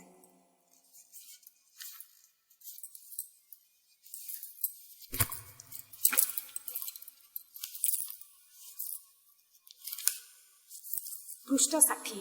ପୃଥିବୀ କକ୍ଷ ନିକଟରେ ରୋହିଣୀକୁ ସ୍ଥାପନ କରିବା ପାଇଁ ପ୍ରଥମ ଉପଗ୍ରହ ଉତ୍କ୍ଷେପଣ ଯାନର ଡିଜାଇନ, ବିକାଶ ଓ ଉତ୍କ୍ଷେପଣ କରିବାକୁ ମୁଁ ଯେତେବେଳେ 1972 ମସିହାରେ SLV-3ର ପ୍ରକଳ୍ପ ନିର୍ଦ୍ଦେଶକ ଭାବେ ନିଯୁକ୍ତି ପାଇଲି ସେତେବେଳେ ମୁଁ ପ୍ରଫେସର ଧାବନଙ୍କ ଠାରୁ ପରିଚାଳନା ଜ୍ଞାନ ଉପରେ ଗୁରୁତ୍ୱପୂର୍ଣ୍ଣ ବିଷୟ ଶିଖିଥିଲି। ଯେତେବେଳେ ଜଣେ ପ୍ରକଳ୍ପ ନିର୍ଦ୍ଦେଶକ ନିଯୁକ୍ତି ପାଇ ସମଗ୍ର ସଂସ୍ଥା ଏପରିକି ଇସ୍ରୋର ଚେୟାରମ୍ୟାନ୍ ତାର ସଫଳତା ପାଇଁ କାର୍ଯ୍ୟ କରନ୍ତି, ମୁଁ ଅନ୍ୟାନ୍ୟ ଯେତେ ପ୍ରକଳ୍ପରେ କାର୍ଯ୍ୟ କରିଛି ଏହି ମୂଲ୍ୟବୋଧ ମୋତେ ପଥ ଦେଖାଇଛି। 40 ବର୍ଷରୁ ଉର୍ଦ୍ଧ୍ୱ 3ଟି ବିଭାଗର ବିଭିନ୍ନ ପ୍ରକଳ୍ପ ଓ କାର୍ଯ୍ୟକ୍ରମରେ କାର୍ଯ୍ୟ କରି ମୁଁ ଶିଖିଛି ଯେ ଯେତେବେଳେ ପର୍ଯ୍ୟନ୍ତ ତୁମେ ଭାବୁଥିବ ଯେ ତୁମଠାରୁ ପ୍ରକଳ୍ପ ଯଥେଷ୍ଟ ବଡ଼, ତେବେ ତୁମେ ଜଣେ ପ୍ରକଳ୍ପ ନେତା ଭାବେ ସଫଳତା ଲାଭ କରିବ। ଯେତେବେଳେ ପ୍ରକଳ୍ପ ନେତା ନିଜକୁ ପ୍ରକଳ୍ପଠାରୁ ବଡ଼ ବୋଲି ଭାବିବା ଆରମ୍ଭ କରିବ, ତେବେ ସଂସ୍ଥା ଡୁବିଯିବ। 1980 ଦଶକର ପ୍ରଥମ ଭାଗରେ ବାଙ୍ଗାଲୋର ସ୍ଥିତ ଇସ୍ରୋ ମୁଖ୍ୟ କାର୍ଯ୍ୟାଳୟଠାରେ ମୁଁ ଉତ୍କ୍ଷେପଣ ଯାନ କାର୍ଯ୍ୟକ୍ରମ ପଦ୍ଧତିଗୁଡ଼ିକର ନିର୍ଦ୍ଦେଶକ ଭାବେ କାର୍ଯ୍ୟ କରୁଥିବାର ଦିନଗୁଡ଼ିକ ମନେ ପଡ଼ୁଛି। ସେତେବେଳେ ଉତ୍କ୍ଷେପଣ ଯାନଗୁଡ଼ିକର କାର୍ଯ୍ୟ ସମ୍ପାଦନ ଓ ବ୍ୟୟର ଫଳୋତ୍ପାଦକ କଷ୍ଟ ଇଫେକ୍ଟିଭନେସ୍ ଉପରେ ବିତର୍କ କରୁଥିଲୁ। 1981ରେ ଥିରୁବନନ୍ତପୁରମଠାରେ ଅବସ୍ଥିତ ବିକ୍ରମ ସରାଭାଇ ମହାକାଶ କେନ୍ଦ୍ରର ବୈଜ୍ଞାନିକମାନେ ଅନ୍ୟ ଇସ୍ରୋ କେନ୍ଦ୍ରଗୁଡ଼ିକ ସହାୟତାରେ ଦୁଇଗୋଟି ବଡ଼ ଷ୍ଟ୍ରାପ୍-ଅନ୍ ବୁଷ୍ଟର ସହ PSLV ମୂଳ ଯାନର ବହିରାକୃତି କନଫିଗୁରେସନ ଉଦ୍ଭବ କରିଥିଲେ। ପୃଷ୍ଠା 61। ଟେକ୍ ଅଫ୍ ସମୟରେ PSLVର ଓଜନ 400 ଟନ୍ ଥିଲା। ପ୍ରଫେସର ଧାବନ ଏହାର ଏକ ବିକଳ୍ପ ଉପରେ ଚିନ୍ତା କରିବାକୁ କହିଲେ ଏବଂ ସହଜ ବହିରାକୃତି ନିର୍ମାଣ ଚାହିଁଲେ। ମୁଁ ଏବଂ ମୋର କେତେକ ସହକର୍ମୀ ଶିବଥାନୁ ପିଲାଇ, ସୁନ୍ଦରରାଜନ ଓ ପଦ୍ମନାଭ ମେନନ ମିଶନ ଟେକ୍ନୋଲୋଜି ଓ ସମ୍ଭାବ୍ୟ ଅଧ୍ୟୟନ ଅପ୍ଟିମାଲ ବହିରାକୃତି ଅପ୍ଟିମାଲ କନଫିଗୁରେସନ ଉପରେ କରିଥିଲୁ। SLV-3ର ପ୍ରଥମ ସୋପାନ ରକେଟସଗୁଡ଼ିକୁ ଷ୍ଟ୍ରାପ୍-ଅନ୍ସ ଭାବେ ବ୍ୟବହାର କରି ଏକ ଉନ୍ନତ ସଲିଡ୍ ପ୍ରପେଲାଣ୍ଟ ବୁଷ୍ଟର ସହ ଏକ ଅନନ୍ୟ ମୂଳଯାନ ଅନ୍ତର୍ଗତ ଅନେକ ବିକଳ୍ପର ଡିଜାଇନ ଆମେ କରିଥିଲୁ। ଏହା PSLVର ଓଜନ ଟେକ୍ ଅଫ୍ ସମୟରେ ପ୍ରାୟ 275 ଟନ୍କୁ ହ୍ରାସ କରାଇ ପାରିଥିଲା। ପ୍ରଫେସର ଧାବନ ସବୁଦିନେ ମୋର କ୍ଷୁଦ୍ର କୋଠରୀକୁ ପ୍ରାୟ ଆସୁଥିଲେ, ଯେଉଁଟା ତାଙ୍କ ଅଫିସ ନିକଟରେ ଅବସ୍ଥିତ ଥିଲା, ଏବଂ ସମ୍ଭାବ୍ୟ ବହିରାକୃତି ପସନ୍ଦ ଉପରେ ମୋ ସହ ବିଚାର ବିମର୍ଶ କରୁଥିଲେ। ସେ ନିଜେ ଜଣେ ଅଗ୍ରଗାମୀ ଏରୋଡାଇନାମିକ ବିଶେଷଜ୍ଞ ସହ ଗଣିତ ଓ ସିଷ୍ଟମ ଇଞ୍ଜିନିୟରିଂଙ୍କ ପୃଷ୍ଠଭୂମିର ଜଣେ ବ୍ୟକ୍ତି, ଏବଂ ସେ ତାଙ୍କର ଧାରଣାଗୁଡ଼ିକୁ କଳାପଟାରେ ଲେଖି ବୁଝାଇ ଦେଉଥିଲେ ଏବଂ ଆମକୁ ଅଧିକ ପ୍ରସ୍ତୁତି କାର୍ଯ୍ୟ କରିବାକୁ ସେ କହୁଥିଲେ। କ୍ରାଇଓଜେନିକ ଉଚ୍ଚତର ସୋପାନ ସହ PSLVର ଅଭିବୃଦ୍ଧି ସୁଯୋଗ ଉପରେ ଅନୁଧ୍ୟାନ କରିବାକୁ ସେ ପରାମର୍ଶ ଦେଉଥିଲେ, ଯାହାକୁ GSLV ଭାବେ ନିର୍ମାଣ କରି ଡ୍ୟୁ କଷ୍ଟ ଜିଓକୋନୋରସ୍ ମିଶନଗୁଡ଼ିକର ସମ୍ଭାବ୍ୟ ଉତ୍କ୍ଷେପଣ କରିହେବ। ପୃଷ୍ଠା 62। ପ୍ରଫେସର ଧାବନ ଦୁଇଟି ସବୁଠୁ ଅନୁକୂଳ ବହିରାକୃତିକୁ ବିଶେଷଜ୍ଞ ଓ ଇସ୍ରୋ ଟିମ୍ ଭିତରେ ଆଲୋଚନା ପାଇଁ ରଖିଲେ। ପୁଙ୍ଖାନୁପୁଙ୍ଖ ପରୀକ୍ଷା ଓ ବିତର୍କ ପରେ ଦୀର୍ଘକାଳୀନ ଯୋଜନାକୁ ଦୃଷ୍ଟିରେ ରଖି ମୋର ଉତ୍କ୍ଷେପଣ ଯାନ ଟିମ୍ କରିଥିବା PSLV କନଫିଗୁରେସନ ପ୍ରସ୍ତାବକୁ ସେମାନେ ନିର୍ବାଚିତ କଲେ। ଉପଗ୍ରହ ଓ ପ୍ରୟୋଗ କାର୍ଯ୍ୟକ୍ରମଗୁଡ଼ିକୁ ଦୃଷ୍ଟିରେ ରଖି ପ୍ରଫେସର ଧାବନ PSLV ଓ GLSV କାର୍ଯ୍ୟ ସମ୍ପାଦନର ଭବିଷ୍ୟତ ଦୃଶ୍ୟକୁ ବିବେଚନା କରିଥିଲେ ଏବଂ ଏହି ଅନନ୍ୟ ବହିରାକୃତି କନଫିଗୁରେସନ ଉପରେ ନିଷ୍ପତ୍ତି ନେଲେ ଏବଂ ଆଗାମୀ 15 ବର୍ଷ ପାଇଁ ଇସ୍ରୋର ପଥଚିତ୍ର ରୋଡ୍ ମ୍ୟାପ୍ ପ୍ରସ୍ତୁତ କରିଥିଲେ। ମନୋନୀତ PSLV ବହିରାକୃତି ଉପରେ ପର୍ଯ୍ୟବେସିତ ପ୍ରଫେସର ଧାବନଙ୍କର ହସ୍ତଲିଖିତ 15 ବର୍ଷ ମହାକାଶ ପାର୍ଶ୍ୱଚିତ୍ରକୁ ଗ୍ରହଣ କରି ମୁଁ ଏବଂ professor Narasimha development in fluid mechanics and space technology ନାମକ ଖଣ୍ଡିଏ ପୁସ୍ତକ ଲିଖିଥିଲି। 31 ମେ 1982 ମୋ ପାଇଁ ଏକ ସ୍ମରଣୀୟ ଦିବସ ଥିଲା। ପ୍ରଫେସର ଧାବନ କୌଣସି ପ୍ରଥା ଅନୁସାରେ ନ ଯାଇ ମୋତେ ବିଦାୟ ସମ୍ବର୍ଦ୍ଧନା କରିଦେଇଥିଲେ। ଭବିଷ୍ୟତ ଉତ୍କ୍ଷେପଣ ଯାନ କାର୍ଯ୍ୟକ୍ରମ ଉପରେ ଆଲୋଚନା କରିବା ପାଇଁ ଇସ୍ରୋ ପରିଷଦ ମିଟିଂ ଡାକିଥିଲେ। ପୃଷ୍ଠା 63। ଇସ୍ରୋ କେନ୍ଦ୍ରଗୁଡ଼ିକର ନିର୍ଦ୍ଦେଶକମାନଙ୍କ ସମ୍ମୁଖରେ ମୁଁ ଆମର ଉତ୍କ୍ଷେପଣ ଯାନଗୁଡ଼ିକର କାର୍ଯ୍ୟ ସମ୍ପାଦନ ଓ ବ୍ୟୟ ଫଳୋତ୍ପାଦକ ଏବଂ ଅଭିବୃଦ୍ଧି ପାର୍ଶ୍ୱଚିତ୍ର ଉପରେ ଉପସ୍ଥାପନ କଲି। ଏହି ଉପସ୍ଥାପନ ପରେ ମୋତେ DRDOକୁ ପଠାଗଲା ବୋଲି ପ୍ରଫେସର ଧାବନ ସେଠାରେ ଘୋଷଣା କଲେ। ଏହି ପରିବର୍ତ୍ତନ ଏକ ଭିନ୍ନ କ୍ଷେତ୍ରରେ ମୋତେ ଅଗ୍ରସର ହେବା ପାଇଁ ବାସ୍ତବରେ ସାହାଯ୍ୟ କରିଥିଲା।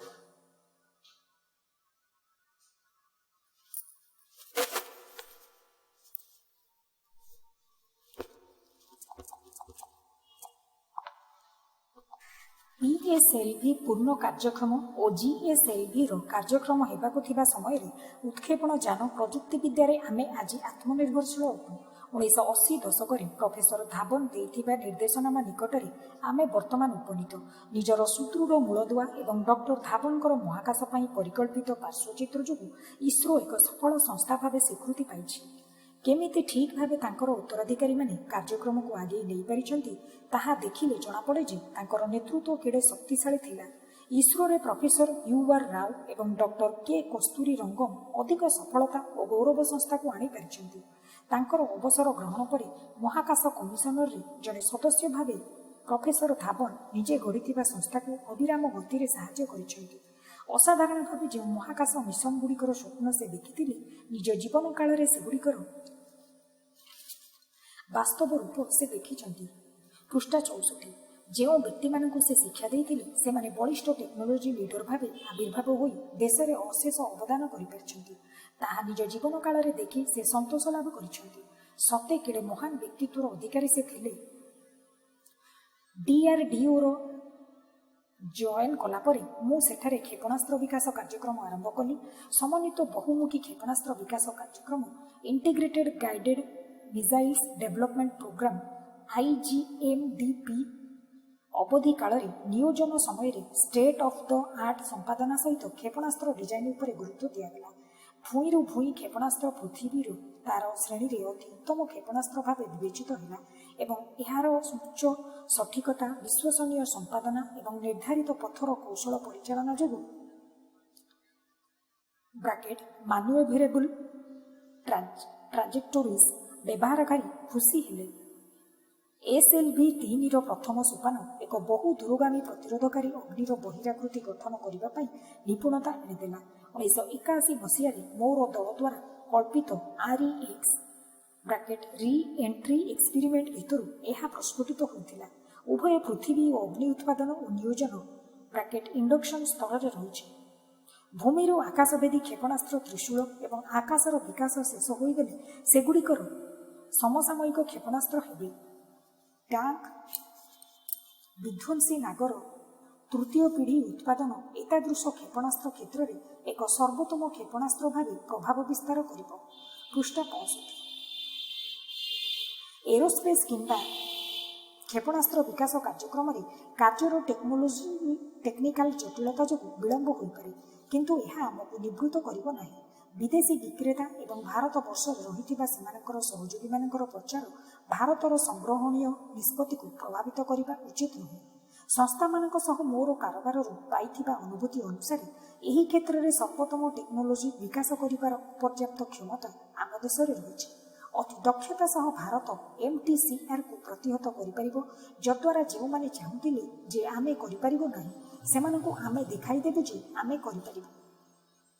କ୍ଷେପଣାସ୍ତ୍ର ପଦ୍ଧତିଗୁଡ଼ିକର ଡିଜାଇନ୍ କରିବାର ଦକ୍ଷତା ଆମ୍ଭେ ଲାଭ କଲା ପରେ ମୁଁ IGMDP ପରେ କ'ଣ କରିହେବ ସେହି ଦିଗକୁ ମୋର ଦୃଷ୍ଟି ବିସ୍ତାରିତ ହେଲା। ଟାକ୍ଟିକାଲ ଯୁଦ୍ଧ ପାଇଁ ଆବଶ୍ୟକ କରୁଥିବା ସୁପରସୋନିକ୍ କ୍ରୁଇଜ୍ ମିସାଇଲ୍ସ ମୋ ଦୃଷ୍ଟିରେ ନାଚି ଉଠିଲା। ଅନେକ ରାଷ୍ଟ୍ରର କ୍ରୁଇଜ୍ ମିସାଇଲ୍ସ ଅଛି, କିନ୍ତୁ ସେଗୁଡ଼ିକ ସବ୍ ସୋନିକ୍ ଗତିରେ ଉଡ଼ିପାରନ୍ତି। ରୁଷିଆର ଅନ୍ୟତମ ସଂସ୍ଥା NPO ମାସିନୋଷ୍ଟ୍ରୋଏନିଆ ସହ ଆମର ସାହଚର୍ଯ୍ୟ ସୁପରସୋନିକ୍ କ୍ରୁଇଜ୍ ମିସାଇଲ୍ ସିଷ୍ଟମର ଯୁଗ୍ମ ଡିଜାଇନ୍ ଓ ବିକାଶ କରିବା ପାଇଁ ଏକ ମିଳିତ ଉଦ୍ୟମ ଆରମ୍ଭ କଲୁ। ଏହି ମିଳିତ ଉଦ୍ୟମ ବନ୍ଧୁତ୍ୱ ଓ ସମାନତ୍ୱ ଦକ୍ଷତା ଉପରେ ପର୍ଯ୍ୟବେସିତ ହୋଇଥିଲା। ପୃଷ୍ଠା 66। Doctor H.A. Yefremov NPO Mashinostroyeniya director general ଆମ ସମୟର ଜଣେ ଉତ୍କୃଷ୍ଟତମ ବୈଜ୍ଞାନିକ, ଯିଏ 7 ପ୍ରକାର କ୍ରୁଇଜ୍ ମିସାଇଲ୍ ବିକଶିତ କରିଥିଲେ ଏବଂ ସେଗୁଡ଼ିକକୁ ରୁଷିଆ ନୌବାହିନୀରେ ନିୟୋଜିତ କରିଥିଲେ। ତାଙ୍କ ସହ ମୋର ସମ୍ପର୍କ ଏଠାରେ ମନେ ପଡ଼େ। 1990 ଦଶକରେ ସେ ସମୟ ପରିସ୍ଥିତିରେ ଉଚ୍ଚ ପ୍ରଯୁକ୍ତିବିଦ୍ୟା ପ୍ରକଳ୍ପ କ୍ଷେତ୍ରରେ ଭାରତ ଓ ରୁଷିଆ ମଧ୍ୟରେ ଏକ ଯୁଗ୍ମ ଉଦ୍ୟମ ଜଏଣ୍ଟ ଭେଞ୍ଚୁର ସୃଷ୍ଟି କରିବା ବଡ଼ କାଠିକର ପ୍ରଶ୍ନ ଥିଲା ଏବଂ ଉଭୟ ଡକ୍ଟର ୟେଫ୍ରେମୋଭ ଓ ମୋ ପାଇଁ ଏହା ଏକ ଚ୍ୟାଲେଞ୍ଜ ହୋଇଥିଲା। ଯେବେ ମୁଁ ଡକ୍ଟର ୟେଫ୍ରେମୋଭଙ୍କ ସହ ସାକ୍ଷାତ କରୁଥିଲି, ପ୍ରଫେସର ସତୀଶ ଧାବନ କିମ୍ବା ରକେଟିୟ ଜନକ ଡକ୍ଟର ୱେରେନର ଭୋନ୍ ବ୍ରାଉନଙ୍କ ଭଳି ମହାନ ବୈଜ୍ଞାନିକଙ୍କୁ ସାକ୍ଷାତ କରୁଛି ବୋଲି ମୁଁ ନିଜ ଭିତରେ ହୃଦୟଙ୍ଗମ କରୁଥିଲି। ଡକ୍ଟର ୟେଫ୍ରେମୋଭ ମୋତେ ତାଙ୍କର ଟେକ୍ନୋଲୋଜି କେନ୍ଦ୍ରଗୁଡ଼ିକକୁ ନେଇଯାଉଥିଲେ, ଯାହା ସାଧାରଣତଃ କୌଣସି ବିଦେଶୀମାନଙ୍କୁ ଦେଖାଇ ଦିଆଯାଏ ନାହିଁ। ସେ ମୋତେ ବାସ୍ତବରେ ଜଣେ ବନ୍ଧୁ ଭାବେ ବ୍ୟବହାର କରୁଥିଲେ ଏବଂ ଭାରତୀୟ ମଧ୍ୟାହ୍ନ ଭୋଜନ ତାଙ୍କ ପରୀକ୍ଷାଗାରରେ ଆୟୋଜନ କରୁଥିଲେ। ହାଇଦ୍ରାବାଦ ସ୍ଥିତ ଏକ ଉନ୍ନତ କ୍ଷେପଣାସ୍ତ୍ର ପ୍ରଯୁକ୍ତିବିଦ୍ୟା କେନ୍ଦ୍ର ରିସର୍ଚ୍ଚ ସେଣ୍ଟର ଇମାରତକୁ ତାଙ୍କୁ ମୁଁ ନେଇଯାଇଥିଲି। ଆମର ପ୍ରଗତିକୁ ଦେଖି ସେ ବାସ୍ତବରେ ଖୁବ୍ ଖୁସି ହେଲେ। ପୃଷ୍ଠା 67। ଆମ ବୈଜ୍ଞାନିକ ମନର ମିଳନ ଘଟିଲା ଓ ଆମର ବନ୍ଧୁତ୍ୱ ପ୍ରସ୍ଫୁଟିତ ହେଲା। ବ୍ରହ୍ମପୁତ୍ର ଓ ମସ୍କୋ ଦୁଇଟି ନଦୀର ନାମାନୁସାରେ ଆମର ମିଳିତ ଉଦ୍ୟମ ଜଏଣ୍ଟ ଭେଞ୍ଚୁରର ନାମକରଣ ବ୍ରହ୍ମୋସ୍ କଲୁ। ରୁଷୀୟ ବିଶେଷଜ୍ଞମାନଙ୍କ ସହିତ ଶିବଥାନୁ ପିଲାଇ, ରାମାନଥନ ବେଣୁଗୋପାଲନ ଓ ଭାଇସ୍ ଆଡମିରାଲ ଭାରତ ଭୂଷଣ ଏହି ମିଳିତ ଉଦ୍ୟମର ରୂପ ପ୍ରଦାନ କଲେ। DRDOରେ କ୍ଷେପଣାସ୍ତ୍ର ପାଇଁ R&Dର ମୁଖ୍ୟ ନିୟନ୍ତ୍ରକ କାର୍ଯ୍ୟଭାର ସହିତ ଏହି ମିଳିତ ଉଦ୍ୟମର ଚିଫ୍ ଏକ୍ଜିକ୍ୟୁଟିଭ ଅଫିସର ଓ ମ୍ୟାନେଜିଂ ଡାଇରେକ୍ଟର ଭାବେ ଶିବଥାନୁ ପିଲାଇଙ୍କୁ ମନୋନୀତ କରାଗଲା। ଏହି ମିଳିତ ଉଦ୍ୟମକୁ ସଫଳ କରିବା ପାଇଁ ସରକାରୀ ସ୍ତରରେ ଏହି ଦୁଇଟି ପଦରେ ରହିବାର ନିଷ୍ପତ୍ତି ନିଆଯାଇଥିଲା। ପ୍ରତିରକ୍ଷା ଗବେଷଣା ଏବଂ ବିକାଶ ପରୀକ୍ଷାଗାର DRDLରୁ ବେଣୁଗୋପାଳନ, ଯିଏ ଜଣେ ପ୍ରତିଷ୍ଠିତ ଜ୍ଞାନସମ୍ପନ୍ନ ପ୍ରପଲ୍ସନ ବୈଜ୍ଞାନିକ, ଏହାର ପ୍ରକଳ୍ପ ନିର୍ଦ୍ଦେଶକ ହେଲେ। ଏକ ନୂଆ ପ୍ରକାର ମିଳିତ ଉଦ୍ୟମ ସୃଷ୍ଟି ହେଲା, ଯାହା ଦୁଇ ରାଷ୍ଟ୍ରର ଶିଳ୍ପ କ୍ଷେତ୍ରରେ ଏକ ଉନ୍ନତ ପ୍ରଯୁକ୍ତିବିଦ୍ୟା ଅସ୍ତ୍ରର ଡିଜାଇନ୍, ବିକାଶ, ଉତ୍ପାଦନ ଓ ମାର୍କେଟିଂ ଏବଂ ବୈଜ୍ଞାନିକ ସମାଜ ମଧ୍ୟରେ ଯୋଗସୂତ୍ର ସ୍ଥାପନ କଲା। ଯେହେତୁ ଏହି ଦୁଇଟି ଦଳ ସୃଷ୍ଟି ହୋଇଥିଲା, ଏହା ମୋ ପାଇଁ ଆନନ୍ଦର ଉତ୍ସ ହେଲା। ଚାନ୍ଦିପୁର ସ୍ଥିତ ଇଣ୍ଟେରିୟମ୍ ଟେଷ୍ଟ ରେଞ୍ଜରୁ ଜୁନ୍ 12, 2001ରେ ବ୍ରହ୍ମୋସ୍ର ପ୍ରଥମ ଉଡ଼ାଣ ସମ୍ପାଦିତ ହେଲା। ଏହା ମିଳିତ ଉଦ୍ୟମ ପ୍ରଗତିର ମାଇଲଖୁଣ୍ଟ ବୋଲି ପ୍ରତୀୟମାନ ହେଲା। 28 ଏପ୍ରିଲ 2002ରେ ଏହାର ଦ୍ୱିତୀୟ ଉଡ଼ାଣ ପ୍ରଥମ ଉଡ଼ାଣର ଫଳକୁ ଦୃଢ଼ ରୂପେ ପ୍ରତିଷ୍ଠିତ କଲା ଏବଂ ଆମର ଉଦ୍ୟମ ଭିତରେ ବଡ଼ ଉତ୍ସାହ ସୃଷ୍ଟି କଲା। ପୃଷ୍ଠା 68। ଡକ୍ଟର ୟେଫ୍ରେମୋଭ ଓ ମୁଁ ଖୁସି ହେଲୁ ଯେ ଯାହା ହେଉ ଉଭୟ ଭାରତ ଓ ରୁଷିଆ ଉପଲବ୍ଧି କରିପାରିଛନ୍ତି ଯେ ଉଚ୍ଚ କ୍ଷମତା ପ୍ରଯୁକ୍ତିବିଦ୍ୟା ସମ୍ପନ୍ନ ଅସ୍ତ୍ରଶସ୍ତ୍ର ପଦ୍ଧତି ନିର୍ମାଣ ପାଇଁ ଏହି ମିଳିତ ଉଦ୍ୟମ ଦୁଇ ଦେଶ ମଧ୍ୟରେ ସଠିକ୍ ପଥ ସ୍ଥାପନ କରିପାରିଛି, ଯଦ୍ୱାରା ଆନ୍ତର୍ଜାତିକ ବଜାରରେ ଦୁଇ ଦେଶ ପ୍ରବେଶ କରିପାରିବେ। ତଥାକଥିତ ଉନ୍ନତ ରାଷ୍ଟ୍ରଗୁଡ଼ିକକୁ ଅତିକ୍ରମ କରି ବ୍ରହ୍ମୋସ୍ ମାଧ୍ୟମରେ ଏକ ଉନ୍ନତ ଅସ୍ତ୍ର ପଦ୍ଧତିକୁ ମାର୍କେଟିଂ କରିବାର ମୋର ସ୍ୱପ୍ନ ସାକାର ହେବ। ଯଦିଓ ଏହି ଦୃଶ୍ୟପଟରୁ ମୁଁ ଦୂରରେ ରହିଛି, ଯେଉଁ ଟିମ୍ ମୁଁ ଗଢ଼ିଥିଲି ବିଶ୍ୱାସ ସହିତ କାର୍ଯ୍ୟ ସମ୍ପାଦନ କରିଛି, ମୁଁ ଖୁସି। ଭାରତର ଦୁଗ୍ଧମାନବ ଡକ୍ଟର ଭର୍ଗିଜ କୁରିଆନଙ୍କ ଦ୍ୱାରା ରଚିତ ପୁସ୍ତକ ଏକ ଅସମ୍ପୂର୍ଣ୍ଣ ସ୍ୱପ୍ନ ଆନ୍ ଅନଫିନିଶ୍ଡ ଡ୍ରିମ୍ ମୁଁ ପଢ଼ିଛି। ସେ ପୁସ୍ତକରେ ଲେଖିଛନ୍ତି, ଘଟଣାକ୍ରମେ ମୁଁ ଜଣେ ଦୁଗ୍ଧମାନବ ହୋଇଛି, କିନ୍ତୁ ଜଣେ ବ୍ରିଟିଶ ସମାଲୋଚକଙ୍କର ବିଦ୍ରୂପ ଲଣ୍ଡନର ନାଳ ନର୍ଦ୍ଦମାର ପାଣି ବମ୍ବେର ଦୁଗ୍ଧ ଅପେକ୍ଷା ଅତୀବ ଜୀବାଣୁମୁକ୍ତ ତରୁଣ କୁରିଆନଙ୍କ ସମ୍ମୁଖରେ ଏକ ଚ୍ୟାଲେଞ୍ଜ ଭାବେ ପ୍ରତିଭାତ ହେଲା। ଦଶନ୍ଧି ଧରି ଦୁଗ୍ଧ ବିକାଶ କାର୍ଯ୍ୟକ୍ରମରେ ଲାଗିପଡ଼ିଲେ ଏବଂ ଆଜି ବିଶ୍ୱରେ ଦୁଗ୍ଧ ଉତ୍ପାଦନ କ୍ଷେତ୍ରରେ ଭାରତ ଏକ ଅଗ୍ରଗାମୀ ରାଷ୍ଟ୍ର ହୋଇପାରିଛି। ପୃଷ୍ଠା 69। ମୋର ଆନନ୍ଦ ଭ୍ରମଣ ସମୟ କାଳରେ ମୁଁ ତାଙ୍କ ସହ ଗୋଟିଏ ଦିନ ବିତାଇବାର ସୁଯୋଗ ପାଇଥିଲି। ଅମୂଲ ସଂଗଠନ ପରିଦର୍ଶନ ସମୟରେ କାର୍ଯ୍ୟରେ ମୂଲ୍ୟବତା ରଖି ଦେଖିବାକୁ ପାଇଲି। ଦୁଗ୍ଧରୁ ସମବାୟ ସଂସ୍ଥାଗୁଡ଼ିକ ଶାଖା ପ୍ରଶାଖା ବିସ୍ତାର କରି ଘିଅ, ଛେନା, ଆଇସ୍କ୍ରିମ୍ ସହ ଅନେକ ପ୍ରକାର ଉତ୍ପନ୍ନ ଦ୍ରବ୍ୟ ତିଆରି କରୁଛି। ଏକ ଉଚ୍ଚ ପ୍ରତିଯୋଗିତା ସମ୍ପନ୍ନ ମାର୍କେଟରେ ଏହି ଉଦ୍ୟମଗୁଡ଼ିକୁ ମୁଖ୍ୟ ଭୂମିକା ଗ୍ରହଣ କରିବା ପାଇଁ ସେମାନଙ୍କୁ ଶକ୍ତି ପ୍ରଦାନ କରିଛି। ମୁଁ ଯେତେବେଳେ ତାଙ୍କୁ ପଚାରିଲି ଯେ ତାଙ୍କ ଦୃଷ୍ଟିକୋଣରେ ଏକ ଅଭିବୃଦ୍ଧି ଯାତ୍ରାରେ ରାଷ୍ଟ୍ରକୁ ଗତି କରାଇବାରେ କେଉଁଟା ନିଶ୍ଚିତ ଯାତ୍ରା ଅଟେ, ତାଙ୍କର ଉତ୍ତର ଥିଲା, ଆମର ତରୁଣ ବୃତ୍ତିଜୀବୀ ଓ ଆମ ଦେଶର କୃଷକମାନଙ୍କୁ ପ୍ରତିନିଧିତ୍ୱ କରୁଥିବା ସମ୍ବଳ ଉପରେ ତୁମେ ତାହା ଗଢ଼ିପାରିବ। ସେମାନଙ୍କର ବିଜଡ଼ନ ବିନା ଆମେ କୃତକାର୍ଯ୍ୟ ହୋଇପାରିବା ନାହିଁ। ସେମାନଙ୍କର ବିଜଡ଼ନ ସହିତ ଆମେ କେବେ କୃତକାର୍ଯ୍ୟ ହେବା ନାହିଁ।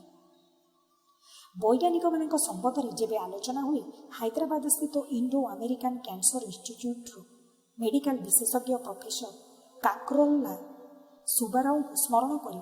କ୍ୟାନ୍ସର ଏକ ଅପ୍ରଶମିତ ଅଭିଶାପ କି ନୁହେଁ ବୋଲି ମୁଁ ତାଙ୍କୁ ପଚାରିଲି। ହଁ ଏବଂ ନାହିଁ ବୋଲି 77 ବର୍ଷ ବୟସ୍କ ଆଲବର୍ଟ ଆଇନଷ୍ଟାଇନ ରେଡିଓଲୋଜିର ପ୍ରଫେସର ଉତ୍ତର ଦେଲେ। ହଁ, କାରଣ ଜିନ୍ ମାଧ୍ୟମରେ କେତେକ ବୈଶିଷ୍ଟ୍ୟ ଟ୍ରେଟ୍ସ ବଂଶାନୁକ୍ରମେ ଆମ ପାଖକୁ ଆସିଥାଏ, ଯାହାଫଳରେ କ୍ୟାନ୍ସର ରୋଗ ହେବାର ସମ୍ଭାବନା ରହିଥାଏ। ପୃଷ୍ଠା 70। ନାହିଁ, କାରଣ ଆମେ ରୋଗଗ୍ରସ୍ତ ହେବା କିମ୍ବା ସେଥିରୁ ରକ୍ଷା ପାଇଯିବା ମୁଖ୍ୟ ଭାବେ ଆମର ରୋଗ ପ୍ରତିରୋଧକ ଶକ୍ତି ଇମ୍ୟୁନି ରେସ୍ପନ୍ସ ଉପରେ ନିର୍ଭର କରେ। ରୋଗ ପ୍ରତିରୋଧକ ଶକ୍ତିକୁ ମସ୍ତିଷ୍କ କିପରି ପ୍ରଭାବିତ କରିଥାଏ ତାହା ଉପରେ ଗବେଷଣା ଏକ ନୂଆ କ୍ଷେତ୍ର ସୃଷ୍ଟି କରିଛି, ଯାହାକୁ ସାଇକୋନ୍ୟୁରୋ ଇମ୍ୟୁନୋଲୋଜି PNI ବୋଲି ନାମକରଣ କରାଯାଇଛି। Cancer, AIDS, CFIDS chronic fatigue immune dysfunctions syndrome ଏବଂ ଅନ୍ୟ ପ୍ରତିରୋଧକାରୀ ଶକ୍ତି ସମ୍ପର୍କୀୟ ବ୍ୟାଧି ଭଳି ଦୁଃସାଧ୍ୟ ବ୍ୟାଧିକୁ ଭଲ କରିବାର ବଡ଼ ଆଶା ଏହି କ୍ଷେତ୍ରରେ ମିଳିଥିବା ଫଳ ଫାଇଣ୍ଡିଂସ ଆଣିଦେଇଛି। ସାଇକୋନ୍ୟୁରୋକାର୍ଡିଓଲୋଜି PNC ମନ ହୃତ୍ପିଣ୍ଡ ସମ୍ପର୍କ ଉପରେ ଅଧ୍ୟୟନ କିମ୍ବା ସାଇକୋନ୍ୟୁରୋ ହେମାଟୋଲୋଜି PNH ରକ୍ତ ସମ୍ପର୍କିତ ବିଶୃଙ୍ଖଳାକୁ ମନ କିପରି ପ୍ରଭାବିତ କରେ ଉପରେ ଅଧ୍ୟୟନ, ହାଇମୋଫିଲାରେ ରକ୍ତ ଜମାଟ ବାନ୍ଧିବା ସମସ୍ୟା ଏବଂ ଅନ୍ୟାନ୍ୟ ଗବେଷଣାରେ ଅନ୍ତର୍ଭୁକ୍ତ ହୋଇଛି। ଏହା ହିଁ ଭାବନାର ଶକ୍ତି ଅଟେ। ସାଧାରଣତଃ ଏହି ବ୍ୟାଧିଗୁଡ଼ିକ ପ୍ରଗାଢ଼ ସୂଚକ ଚିକିତ୍ସା ଆବଶ୍ୟକ କରେ, କିନ୍ତୁ ଏଠାରେ ମଧ୍ୟ ଔଷଧ ସୂଚାଇ ଦିଏ ଯେ ଆମର ମନ ଏକ ପ୍ରମୁଖ ଭୂମିକା ଗ୍ରହଣ କରିପାରିବ। ପୃଷ୍ଠା 71। ସାରାଂଶ। ମାନସ ଦର୍ଶନ ଦୂରଦୃଷ୍ଟି ମନଗୁଡ଼ିକକୁ ପ୍ରଜ୍ୱଳିତ କରେ। JRD ଟାଟା, ବିକ୍ରମ ସରାଭାଇ, ସତୀଶ ଧାବନ ଏବଂ ଡକ୍ଟର ଭର୍ଗିଜ କୁରିଆନ ଏବଂ ଅନ୍ୟାନ୍ୟ ଦୂରଦୃଷ୍ଟି ସମ୍ପନ୍ନ ବ୍ୟକ୍ତିତ୍ୱ ଭାରତ ଆବଶ୍ୟକ କରେ, ଯେଉଁମାନେ ମିଶନ ଚାଳିତ କାର୍ଯ୍ୟକ୍ରମଗୁଡ଼ିକରେ ସମଗ୍ର ବଂଶଧରମାନଙ୍କୁ ବିଜଡ଼ିତ କରିପାରିବେ, ଯଦ୍ୱାରା ସମଗ୍ର ରାଷ୍ଟ୍ର ଉପକୃତ ହୋଇପାରିବ।